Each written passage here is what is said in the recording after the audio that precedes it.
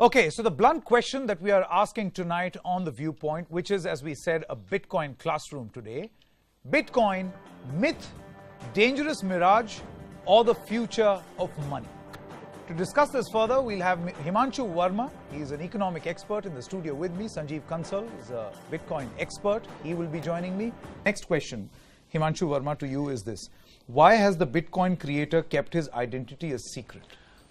Why the secrecy? So secrecy, that's the point. When it was being created, it came to the minds of the people who've created it, right? Satoshi. So Satoshi, of course, we in fact don't know the identity, he or she, which is again into, or anonymous. One person or many people or a company. It's still, that's a debatable topic altogether. So talking about, it is not anonymous, the transaction that happens from a peer to peer is not anonymous. Rather, we should call it pseudonymous.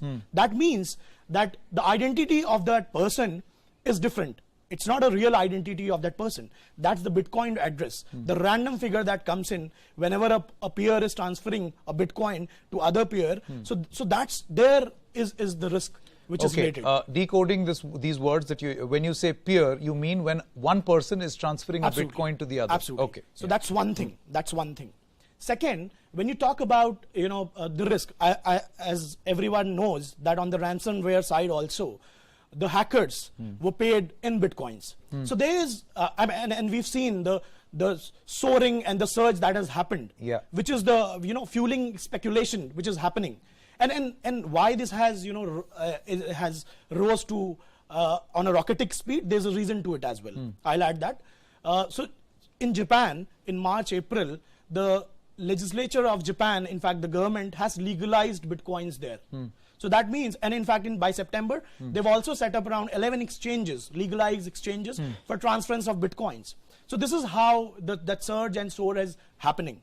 But if you come on the crux, of course, that fueling speculations which are happening, this is something which is really worrisome. The pseudo anonymism which is there, that's something to worry about. Of course, people are making big time money. Here's the thing, and I'll eventually come cave in, Himanshu. That is what it is all about. But first explain in common man terminology. Right. Before we actually go to you or come to you, I think let's quickly run our Twitter poll. Very interesting. We carried out a Twitter poll whether there are apprehensions among the young Indians, whether they feel that this is Bitcoin or Bitcon, whether it is a con. And look at the number of tweets. 45% people say that yes, it is a con job. 55% of Indians, and I am choosing to believe that these are young Indians, Himanshu, who feel that it is not a con job. They will still go ahead and invest. A majority of this country still feels that they need to invest in Bitcoin. Sangeet, I'll simplify that for the viewers, in fact, the tweets which are coming in. We'll need to understand why was there need of a Bitcoin and why was there need of a cryptocurrency.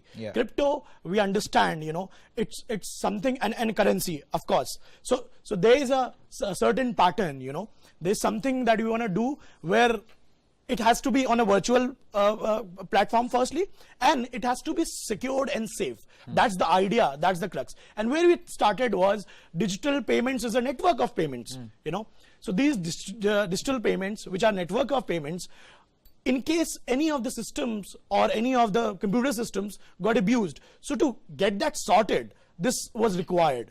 And from the very first thing, the first thing that came into existence was the authenticity of that particular thing which is happening. So I'll explain it in a way. So blockchain simply means there are different blocks.